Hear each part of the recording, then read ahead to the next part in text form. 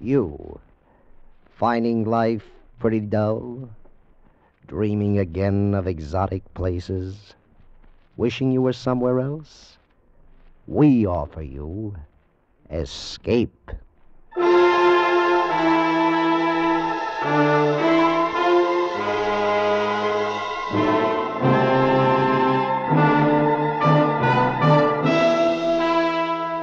Escape, designed to free you from the four walls of today for a half hour of high adventure.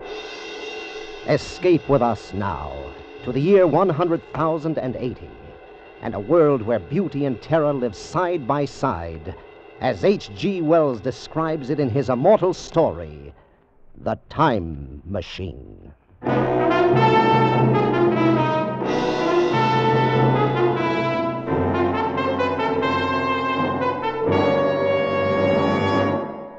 Dudley, you must be mad. A time machine. Yes, my friend, a time machine. This thing? This very thing. This contraption? This framework made of quartz and bronze and ivory, with its levers and its dials and its seat in the middle. This is the result of 3 years' hard work. I promise you, Fowler, that on this machine a man can go wherever he likes in time. By working these levers, a man can choose his century, his year, his very day. Oh, really, old man. Time is only a kind of space. If we can move about in all the other dimensions of space, why not in time, too? It's impossible. Out of the question. And what of the journeys I've already taken on this little contraption? I'm afraid you've been having a bad dream. You mean I've developed into a liar? Very well. You shall have proof, my friend. How? Just climb on, Fowler. Sit in the seat beside me, face these ivory dials, and I'll take you for a little spin. Well, do you mean right now? Right now. Or just, in case this thing should take off like the Flying Red Horse, are there any... Any preparations? No, Fowler, no. You won't need any luggage on this trip, not even a toothbrush. You'll be back here in my laboratory in less than a minute.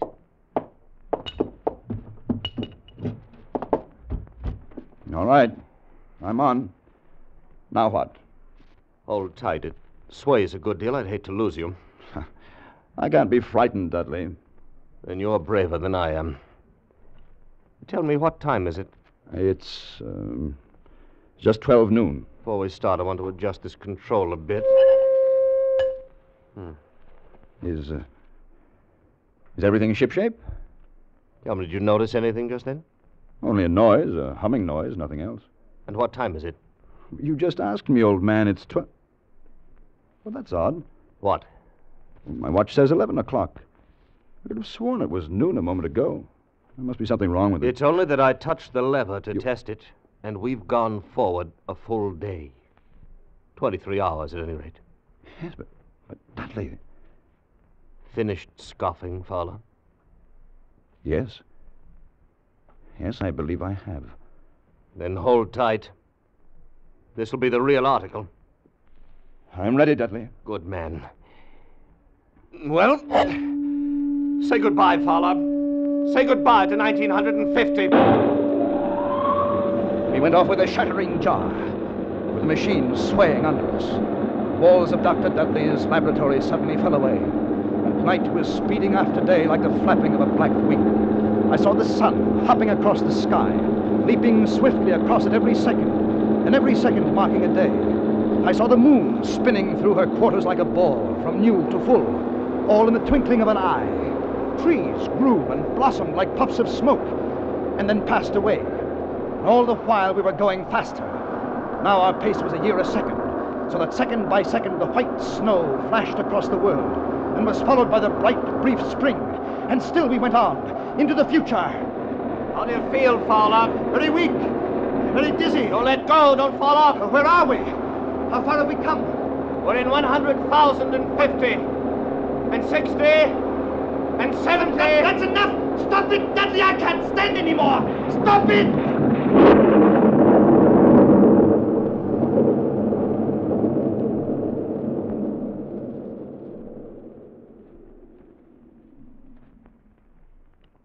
Fowler, you all right? Yes, I believe so. No broken bones. What happened? Not sure. Must have stopped too suddenly. Where are we, Dudley? Look around for yourself. A wide lawn and a beautiful, vast garden. No, I meant geographically. Just where we were when we started, where my laboratory stood 100,000 years ago. And the year, Dudley? What is the year now? 100,080. It seemed absolutely incredible.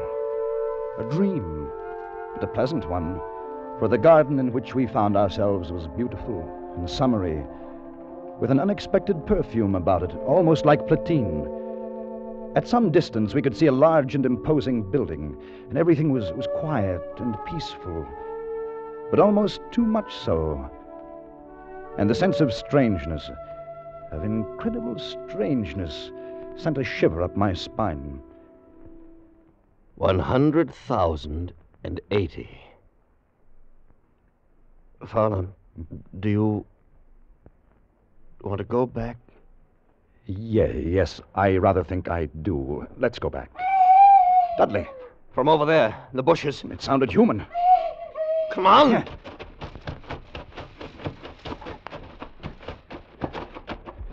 Why, it's a child. Seems to be a very small girl. There's been a beast here of some kind struggled with. Look at the marks in her arms. Now, my dear, you'll be all right now. You won't be harmed. Of course, you won't understand English. Motioning us to go with her. Yeah. What about the animal? Did you see it? No, not a glimpse. Too fast for us. Perhaps we'd better go back, Dudley. The girl seems to be all right now. Leave her like this? Yes, I've had enough. Well, they haven't, old man. Because they're here. All around us. They had crept up on soundless feet to surround us. The little people of this era. And the girl we had saved was not a child, but a full-grown woman. For they all stood 4 feet high, dressed in simple tunics. Beautiful creatures, but terribly frail, with a plump, soft kind of frailty. They were like eerie figures in a dream, and all we could hear was the rustling of their clothes as they surged happily around us, their faces wreathed in smiles. Why, they're not savage at all. They're very loving and gentle little people. Yes. There's something terribly wrong with them. How do you mean? Seem to have the minds of 5-year-olds. Well, how do you expect them to be? Far ahead of us, of course, incredibly ahead of us in knowledge and in science. Look at them. Children. But they seem happy in this huge garden of theirs. Dudley, I've changed my mind. Let's stay. Maybe we shall enjoy spending a few days with our little friends. The little people led us home into their valley. They lived in colossal buildings, sleeping all together in one huge hall, eating in another, playing and frolicking together in the sunshine. And we lived with them for days in utter contentment. One afternoon, Dudley and I walked along the banks of the great river. Little people all wear the same clothes, the same soft, hairless skin, same feminine roundness of limbs. Yes. I wonder if it's because they're vegetarians. They're vegetarians because they have to be. You haven't run across any horses or dogs, cattle of any kind, have you? No, now that you mention it. With good reason. All extinct by now.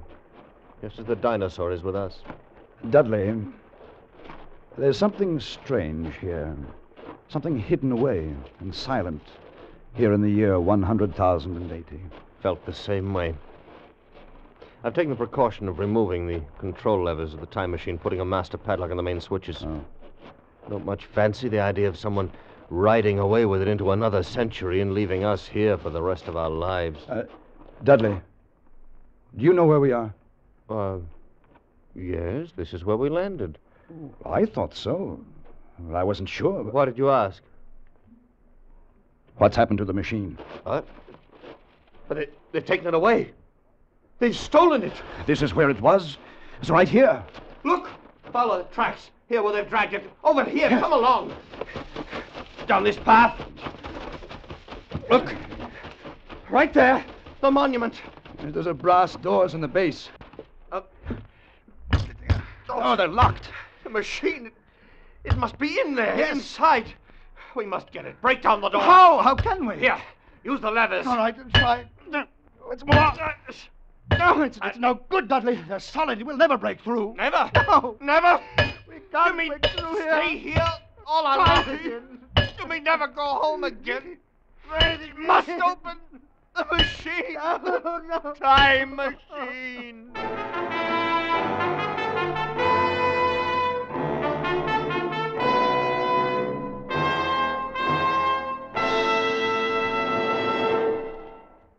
The laughs that Red Skelton and Amos and Andy bring to CBS on Sunday nights are doubled, tripled, and quadrupled because of the friends, relatives, and strange acquaintances they bring with them. Hardly a Sunday night goes by but you meet Shorty, the Kingfish, Sapphire, and a whole host of Amos and Andy funny friends. Red Skelton generously gives time to Willie, Clem, and the rest of his laugh-provoking pals. You're invited to meet them all again tonight on most of these same stations when Red Skelton and his gang and Amos and Andy and their friends pack the house with mirth at CBS, the Star's address. And now we return you to Escape.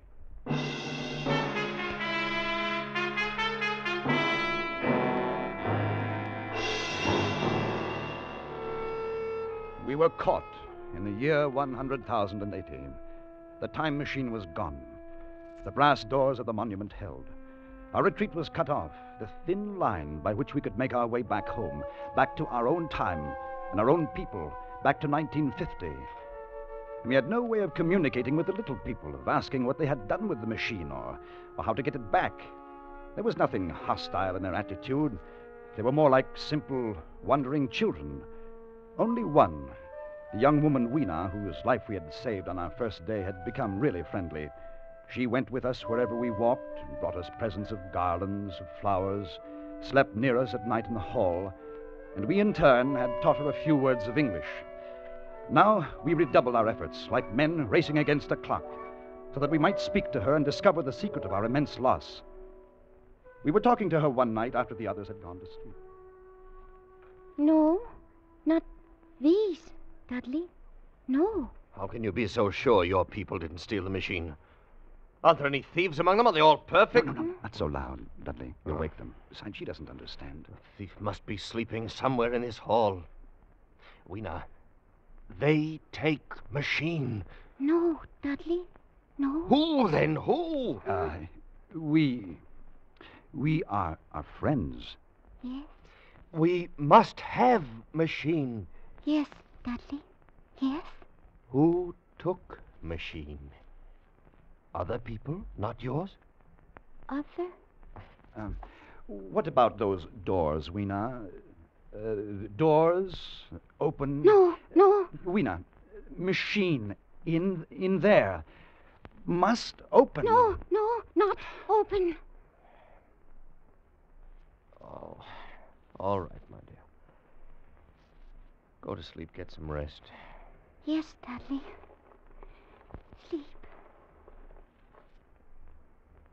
What's to become of us, Fowler? Are we caught here in this century? We spend our lives with the little people and their secret. We'll go back to the monument tomorrow. We'll find a way of breaking in. Good night, Dudley. Dudley? Yes. Did you just... There it was again. What? Something. On my face. Huh? Cold, filthy to the touch. On my face and in my hair, as cold as death. Dudley! You're right. There's something in here with us. Smells of the grave. What was it? I don't know. But look at them. Look at the little people. They're all awake. It's as though they've been stampeded. Let's get out of here. I want some fresh air. We went quickly through the hall and outside, away from the frantic rustling of the little people. The moon was full, just overhead, and it was close to dawning. There was a faint sound speeding close behind us, and we turned, our nerves ragged, our muscles tensed. But it was only Weena, coming swiftly to join us. Dudley, afraid. And then there is Dark. something. What do you mean, Weena? Dark? What? Dark thing. Dark place. Night. Why should they be afraid of the night, Dudley? It's not the night alone. Dark place, that's our cue. Perhaps it's something underground.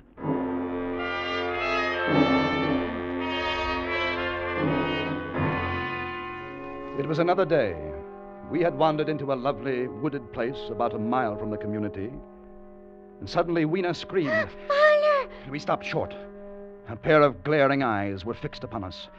As we stood there, petrified, the thing, a little ape-like figure, rushed across our path and disappeared in a clearing about 30 yards away. What was it? I couldn't see it too well. It seemed to be a dull white with white hair on its head and down its back. It looked like a small ape. It was running on all fours, with its arms held very low. Weena, what was it? Morlocks. Morlocks. Who are the Morlocks? What are they? Weena, tell me. No. Let's go over there and see where it disappeared. Come along, fella. In the clearing, we found a round, well-like opening. Dudley and I leaned over and looked down a deep shaft. A small white creature was retreating down a ladder in the well, like a human spider, its large, bright eyes watching me as it went swiftly down. Then it disappeared in the shaft. Fowler, did you see it? Like an ape. Yes, but also like a man. So there are two species of men in this world. Yes. The little people above the ground and this obscene thing, this bleached monster below. That white look, common to animals that live in the dark. Like huge rats, like worms that are cold to the touch. I know, because they've touched Fowler, me. you can feel the air being sucked down into this shaft. Yes. The earth must be tunneled enormously here under our feet. These monsters must live in the tunnels. I think we know now who stole our time machine. Yes. Then we'll go down and have a look. No, not go. Why not, go. Weena? Morlocks, you never come back. We must have our machine, my dear. You wait for us here. No. And so we went down, our heels ringing on the small metallic bars that were meant for creatures so much smaller than us. Down we climbed, down, ever in darkness. Down, it seemed, into the center of the earth, into the core of the world. How much longer? Won't know until we reach bottom. Can't be much further. Do you hear that? Like machinery. We're almost there. Well, thank heaven for that. All right, fella, I'm on the bottom. Come along, just a few more steps. Now, give me your hand, fella. Good. Yeah. Good. We're here. He's in the land of the Morlocks. Do you have a match? Yes, here. Seems to be a large vaulted cavern at the end of this passage. What do you suppose they'll do if they catch us? I've no idea. Better take care not to be caught. Another match. That throbbing noise. Probably their ventilating system pumping the air down. There must be thousands upon thousands of these Morlocks living under the earth. We haven't seen any yet, except for our friend who came down ahead of us. Why do you suppose they wanted our time machine? I think they wanted us, not the machine. And we've come to them. We must. It's our only chance. Fowler, if that noise does come from air pumps... Yeah? Why is it so stuffy here, so oppressive? Dudley. It's that smell. Blood. Light another match. Dudley. Look. Straight ahead. On the white metal table. Set for a meal. Yes. With a small haunch. Meat. We know that the cattle are extinct. Then what do they feed on, these Morlocks? Don't you know? Yes, I know. Oh. Another match? Yes, here. Oh, Dudley, I have no more. I've used our last match. Oh. All right, we'll have to go back then. We know the secret now, anyway. These Morlocks living here, underground, are the masters of this age. And our friends up above, fatted cattle, fed by the Morlocks, clothed, supplied, and housed until the day when they're cut out of the herd and brought underground as food. This is the future you're looking at. This is what we men of the 20th century shall come to. Dudley! What is it? I felt hands. Cold hands. Take one of these levers. Yes, give it. Use it as a weapon. Lash out. Against this wall, Fowler, here beside me. They're moving in. Fight them. Use the lever, man. Use the lever. Gardner, they're all around us. This way. Fowler, this way. Back this way.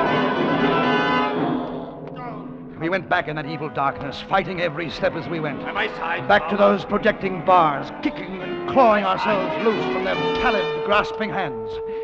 And climbing up again, up toward daylight and freedom, away from their stench and the eagerness of their icy hands. And they did not follow, for daylight was their enemy and their great fear.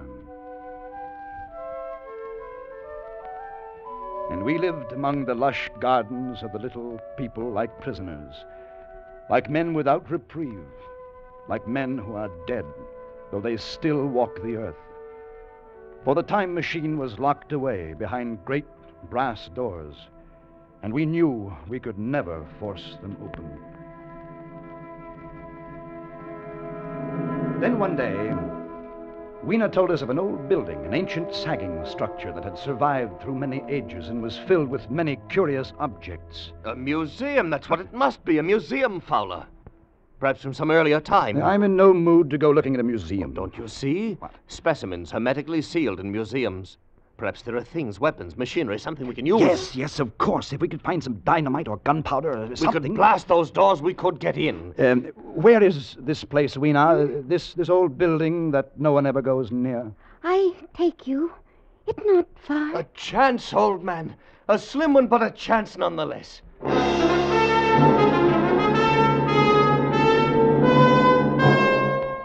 All day we wandered through the great ruined halls. The building had been deserted, unused for perhaps a century. The childlike men of that time had long since ceased to care about anything but their own personal comforts. It was late afternoon and growing dark when we came upon the chemical section. We had found nothing useful to us until then, and now came the worst disappointment of all. And it's dust. All of it. Been dust for centuries. Another dead end. It's hopeless. We were out of our heads to hope that nitrates would retain their form for 100,000 years. We go now? Is nothing here? Oh, wait just a moment. Something in this case. Well, you can break it with your lever. Stand back a little. All right. Box of matches. Hermetically sealed. Now, wait, let me see. Well, they're perfect. But they're not even damp. What shall we do with them? Burn down those brass doors? You'd better keep them. You can't tell. Fowler. What? On the floor, you see them? Where? Small, narrow footprints leading away into the darkness at the end of this gallery. Dudley! We'd better go. Pick Ween up and carry her. We'll have to run for it. Now, don't be frightened, my dear. It'll be all right. Go on, run! We came out of the gloom of that place into the deeper gloom of dusk. And suddenly we saw. We were trapped. All around us were the Morlocks. They were there by the thousand, surrounding us, and coming closer in a long, even line of deathly white, their eyes blinking in the half-light, their tiny mouths alive with appetite. Fowler, the matches! I have them. Like a fire. Here, please, here. Hurry, man, the forest is dry. Hurry, man. We'll have an inferno here in a minute. Our little friends don't like light or heat. The fire leaped high to the heavens, and the countryside was ablaze. The Morlocks turned in fear, blinded by the glare. Some of them blundered into the middle of the raging flames, and the rest faded away like a fog. Dudley had left a narrow passageway for our retreat, and we fled down a long corridor of leaping flames and blistering heat. We fled to safety toward the community of the little people. As we ran, we passed the huge monument with its great bronze doors that were locked tight in our time machine. And suddenly, in the glare of the distant fires, we saw something that stopped us short. They're open! Fowler, the doors are open! No, not go in. Dudley, no. It's a trap. They're there waiting for us inside. Waiting or not, we're going in. Dudley, it's suicide. It'll take me 1 minute to screw the levers on again, then I touch them and we're away. All right, I'll try to give you your 1 Good minute. boy. No, go. Not leave me. No, you, my dear, you hold tight around my neck. You're coming home with us. All right, let's go. We're in a local machine. They haven't harmed it. I don't see them yet. Come on now, quickly.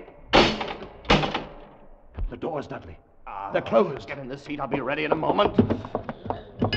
I waited for the hum that would signal our departure. And there in the darkness, the Morlocks were finally upon us. Cold, persistent fingers swarmed over my body, tugging at me, sucking me away from the machine. I held tight to Weena as a man holds fast to life, tried to kick them away with my feet. Hurry, Dudley, hurry! I seem to get these levers quickly or we're done. One more turn and it's it. There, Fowler, we're away, we're gone. Yes, we made it. Are you all right? I'm all right. Good. And Weena? Weena isn't with us. What happened? They tore her from my hands at the last minute. They got her. I tried to save her, but I couldn't. I still have a piece of her tunic here in my fist. Little piece of her tunic, Dudley. Nothing else.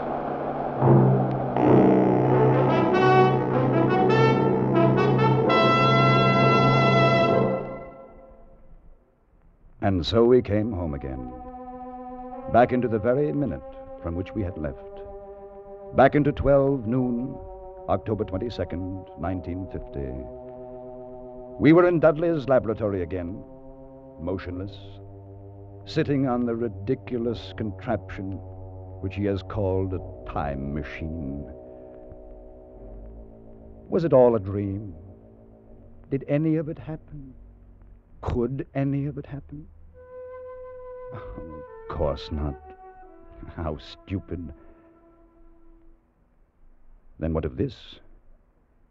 What of this little piece of thin green silk I hold in my hand?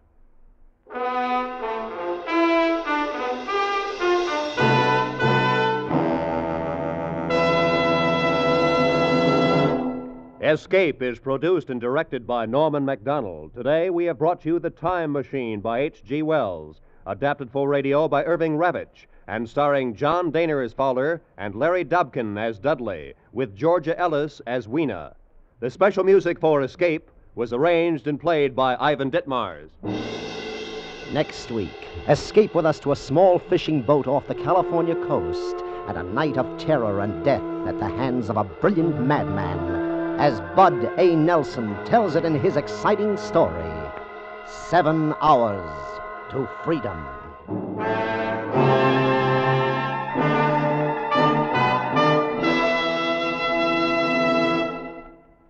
Hollywood star Dick Powell plays Paul Revere and takes Charlie McCarthy with him on his historic ride tonight on CBS. Charlie's flunked his history course, so Bergen has asked Dick Powell to help him out.